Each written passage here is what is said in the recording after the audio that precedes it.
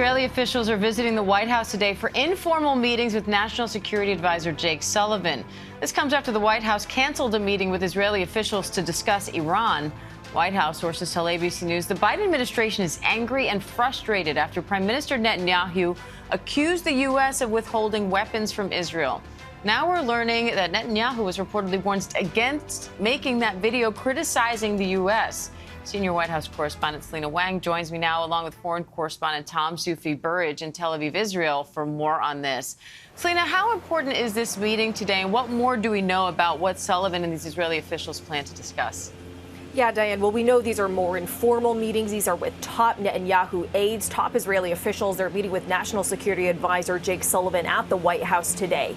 We also know that there was supposed to be a high-level formal meeting today with top Israeli officials and their U.S. counterparts at the White House today, but that was canceled. It was canceled over this latest spat that started after Netanyahu released that video accusing the U.S. of withholding weapons from Israel. The White House strongly disputing that, saying it's false, that weapons are still going to Israel as normal, as expected, except for that one shipment of 2,000-pound bombs. Sources here at the White House tell me that they're angry and frustrated with Netanyahu. Some are even telling me that his actions are beyond the pale. Now, all of this really shows how the Biden administration's patience with Netanyahu is running very thin, but the dialogue is continuing. You have the meetings today. Lloyd Austin is also expected to meet with Israel's defense minister in the coming days. And Netanyahu, of course, also planning to come to Washington next month and give a speech in front of Congress. Tom, Israeli media says several Israeli officials told Netanyahu not to make this video where he criticized the U.S. and accused the U.S. of withholding weapons. So why did he go ahead with it, and how are people in Israel reacting to all of this?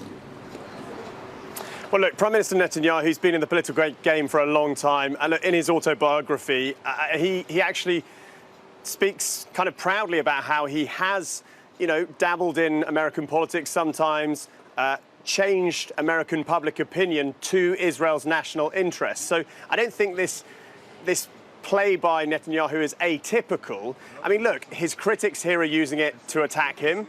Benny Gantz, who left the War Cabinet just over a week ago, is saying that it is not in Israel's strategic interests and it is being done for political reasons. Netanyahu is under a lot of political pressure. He's in this fairly fragile political alliance with hard right parties.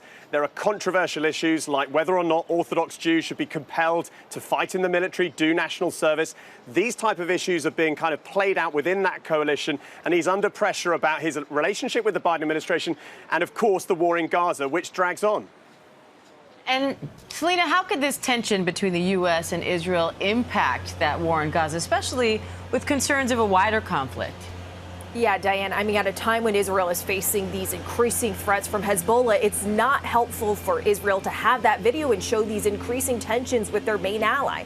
The U.S. is deeply concerned about these escalating tensions between Lebanon and Israel. The White House even dispatched a top Biden aide to the region to try and prevent this from escalating into an all-out war. The U.S. is trying to push for diplomatic solutions as the entire region is on edge. As Tom said, the war in Gaza continues to rage, and Hezbollah is very different from Hamas in Gaza. Hezbollah is better armed, they're more well-funded, better equipped. So there are very deep concerns here about how any miscalculation there could turn into deeper conflict.